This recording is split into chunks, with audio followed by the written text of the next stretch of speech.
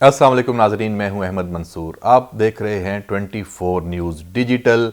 बहुत बड़ी खबर है पाकिस्तान के लिए, पाकिस्तान के इदारों के लिए और पाकिस्तान की रियासत के लिए, क्योंकि इस वक्त जो सबसे बड़ा चैलेंज दरपेश है पाकिस्तान को वो फेक न्यूज़ है, वो प्रोपेगेंडा है, वो रियासती इदारों पे हमला है, वो रियासती शख्सियात पे हमला है, किरदार कुशी की मुहिम है और एक साजिशी बयानिया है, उसको प्रमोट करना है। जो अफवाज हैं और जो अवाम हैं उनके दरमियान फासले पैदा करने की साजिश है। और ये साजिश कहाँ से चल रही है? ये बरतानिया से, अमरीका से, पाकिस्तान से बाहर। और यहाँ के जो अनासर भगोड़े यहां से गए हुए हैं वहां पे, वो बैठ के पूरा ये एक नैरेटिव चला रहे हैं। ये हमला आवर है पाकिस्तान पे। आदिल राजा उनमें सरे फहरिस्त है और आदिल राजा का शिकार मारखोर ने कर लिया है। और कहां पे किया है? उसके अपने होम ग्राउंड पे, जहां पे उसको नाज था कि मैं बरतानिया में जाके बैठ गया हूं और मुझे कोई हाथ नहीं लगा सकता, असाइलम क्लेम करूंगा, वहीं पे रहूंगा, आज़ादी इज़हार राय के पीछे छुपूंगा, इंसानी हकूक के हवाले से जनाब मैं वावेला करूंगा और पूरी दुनिया में मोतबर ठहरूंगा।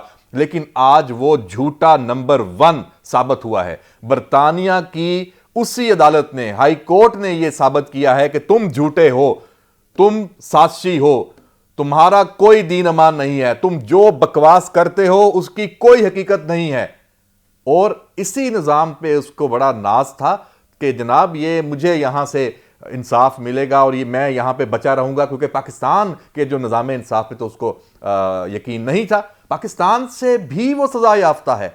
वो पाकिस्तान से भी सजा कहां से मिली है? पाकिस्तान की अदालतों से मिली है। वो हमारा कौमी मुजरम है आदिल राजा, और उसके बाद भगोड़ा है। और वहां पे अब तो वो आर्मी का जो रैंक है वो भी साथ वो नहीं लिख सकता, क्योंकि उससे वो भी वापस छीन लिया गया है। ये जो किस्सा है मैं आपको बताऊं, इसका हीरो कौन है।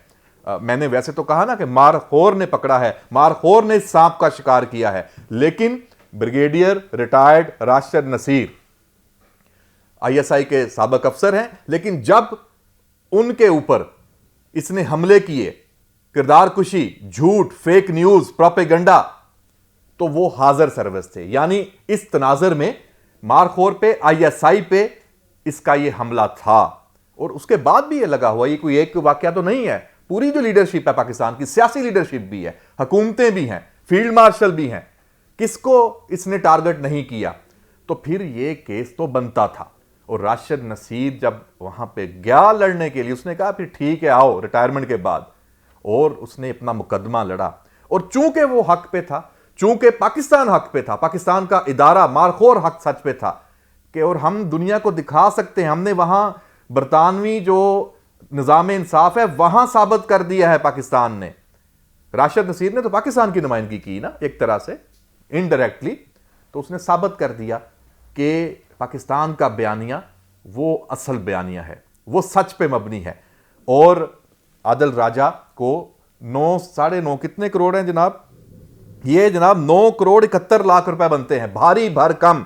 50,000 पाउंड उसको जुर्माना हुआ है, जो ये अभी सुनाया गया है। और ये जज साहब हैं जी रिचर्ड स्पेयरमैन। कमाल जनाब, इन्होंने तो पाकिस्तान पे एहसान किया है कि ये हक सच पे मबनी फैसला दिया है।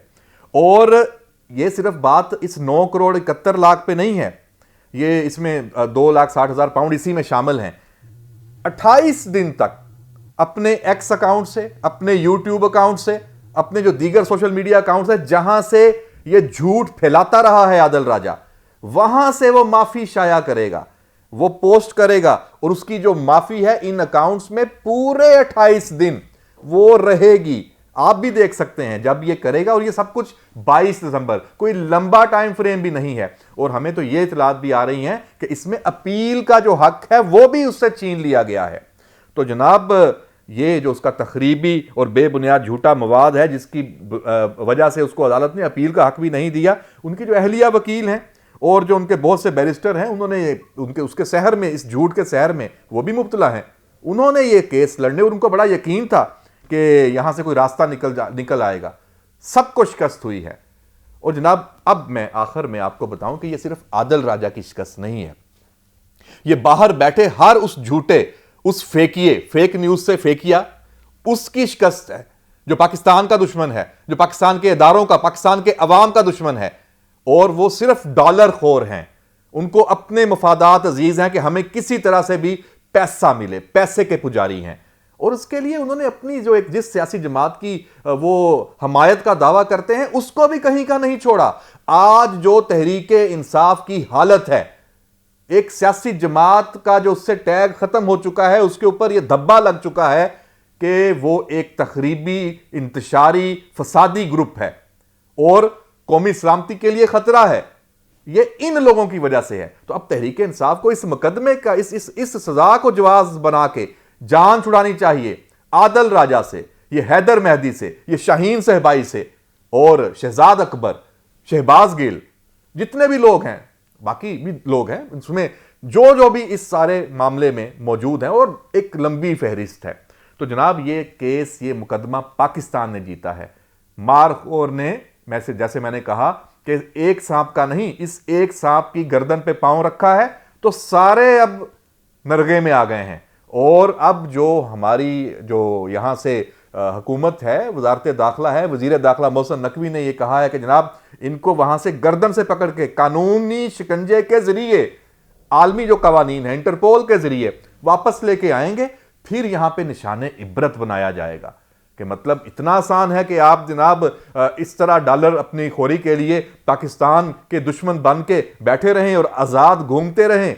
आप तो पाकिस्तान के मुजरम हैं, तो सबको आना पड़ेगा। ये केस बुनियाद बनेगा। इस केस की बुनियाद पे पाकिस्तान का जो मुकदमा है वो बिल्कुल मजबूत हुआ है और अब ये पाकिस्तान लाए जाएंगे, ये मैं आपको खबर दे रहा हूं। और हमारे जो हुकाम हैं, इंटेलिजेंस से अगर वाबस्ता हैं, हुकूमती जो शख्सियात हैं, वजारत दाखिला, वजारत खारजा, सबका काम आसान हो गया है। तो जनाब देखते हैं कि अभी ये कितना और टाइम लेते हैं। ये 22 दिसंबर हम इसकी मजीद तफसीलात भी, जब ये पैसे जमा कराएंगे और इसने पैसों के लिए देख लेना, फिर एक दुकान लगा लेनी है कि मजलूम बन के जनाब मुझे चंदा दो। लेकिन देखते हैं कि अब इसको चंदा कौन देता है। तहरीक इंसाफ और ये जो इसके झूठ पर यकीन रख के बैठे हुए थे, कम से कम अब उनको शर्म आ जानी चाहिए कि किसका वो साथ दे रहे थे।